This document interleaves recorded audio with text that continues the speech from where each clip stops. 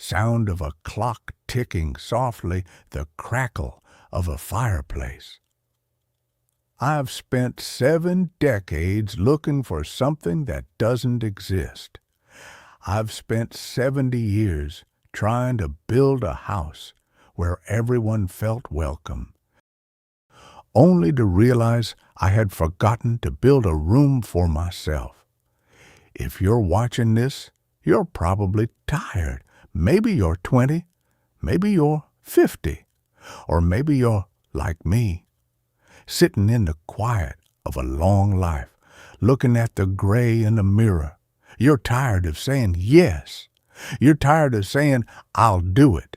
You're tired of that heavy, hollow feeling in your chest when you realize you made everyone else happy, but you can't remember the last time you felt peace.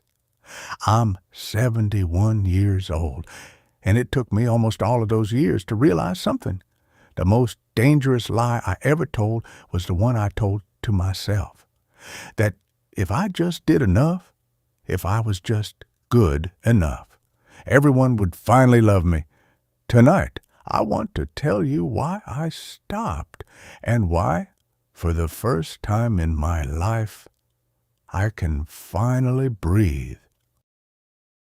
When you're young, they tell you that being a good person means making sure no one is ever upset with you. I learned this early. I was the boy who shared his lunch even when he was hungry. I was the student who never argued. I was the man who took the extra shifts so my boss wouldn't be stressed, even if it meant missing my own life. We think of pleasing people as a virtue. We call it being kind. We call it being selfless. But I'm going to tell you something I wish someone had told me 50 years ago. People-pleasing isn't kindness. It's a form of hiding. When you try to please everyone, you aren't being your true self. You are becoming a mirror. You reflect back what you think people want to see. If they want a hard worker, you're the hardest. If they want a shoulder to cry on, you're always there, even when your own heart is breaking. The trap is that it works. At first, people like you, they praise you. They tell you how easy you are to be around, and that praise is like a drug. It feeds that little voice inside that says, see, you're worthy because they're smiling. But here's the problem with being a mirror. Eventually, mirrors crack. And when you crack, the people who love the reflection usually walk away to find a new mirror. I want you to imagine carrying a single stone in your pocket. It's small. It's the weight of one yes when you wanted to say no. It doesn't hurt. You barely feel it. But then you add another. A stone for the friend who only calls when they need a favor. A stone for the family member who expects you to fix every problem. A stone for the partner who doesn't respect your boundaries because you never drew any.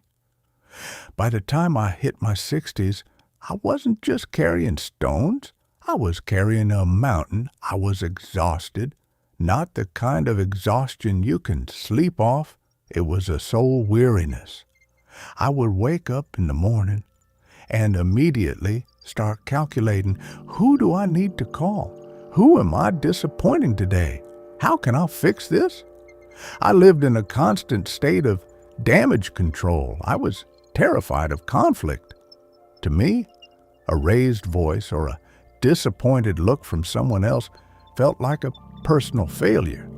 I realized that I was living my life for an audience that wasn't even paying attention. I was performing.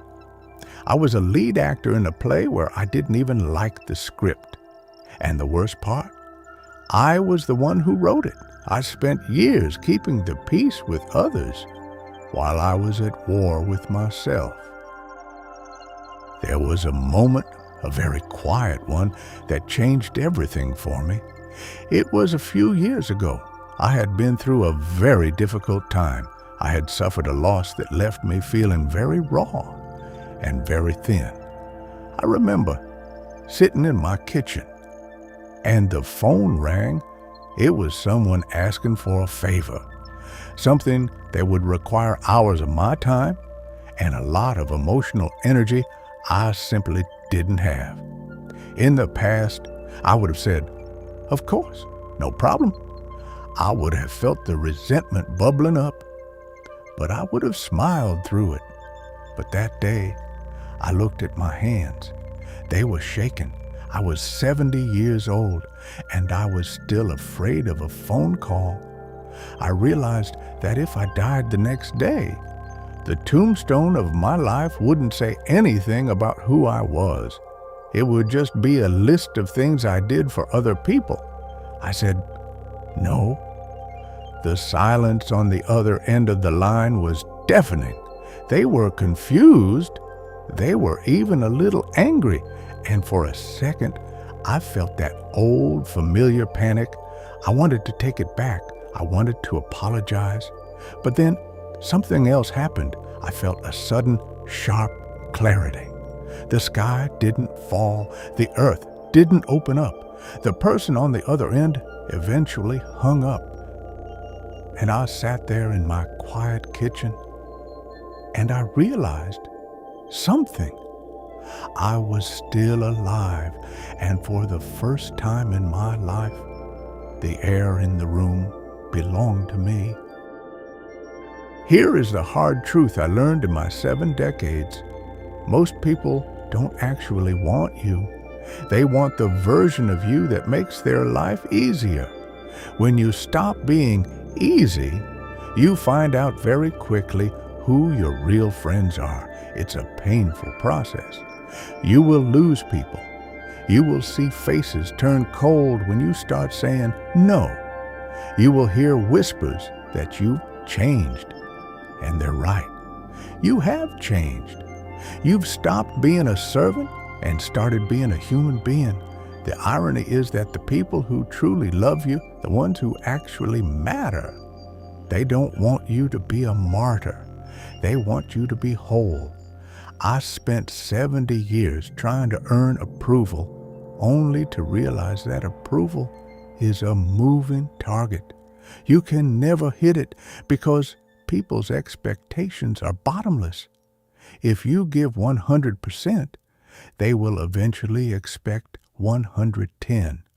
And the moment you give 99, you're the villain of their story. Stop trying to be the hero in everyone else's story. Just try to be the honest narrator of your own. What happens when you stop trying to please everyone? At first, it feels lonely.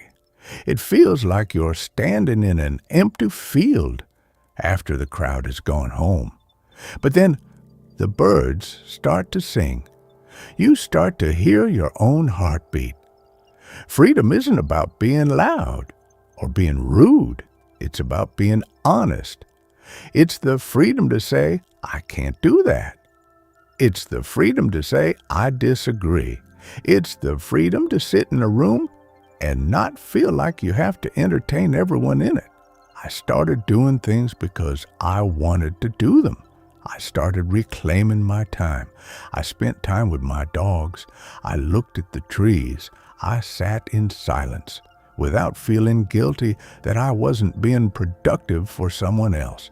I realized that my no was just as sacred as my yes, because without a no, your yes means absolutely nothing.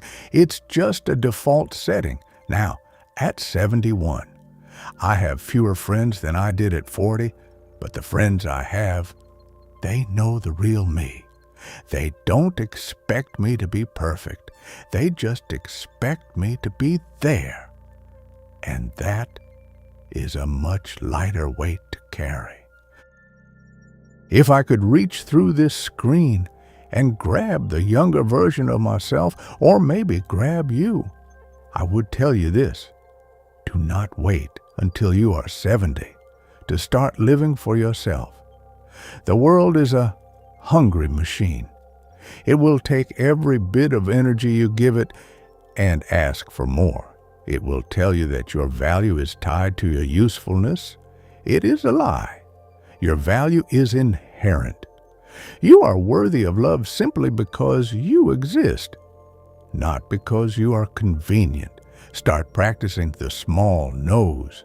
Don't go to the party you don't want to attend. Don't laugh at the joke that isn't funny. Don't apologize for taking up space.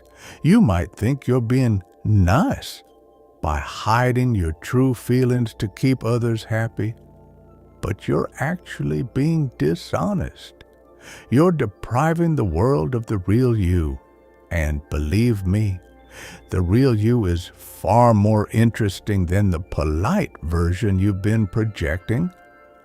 Life is too short to spend it as an errand boy for other people's expectations. You only get one walk through this woods. Don't spend the whole trip looking at the map someone else drew for you. As I sit here tonight, the house is quiet. I look back at all those years of running, of striving, of trying to be everything to everyone. I see a man who was so afraid of being disliked that he almost forgot to live. I can't get those years back. I can't undo the exhaustion I put my body through, but I have today and I have tomorrow. And in the time I have left, I am choosing peace.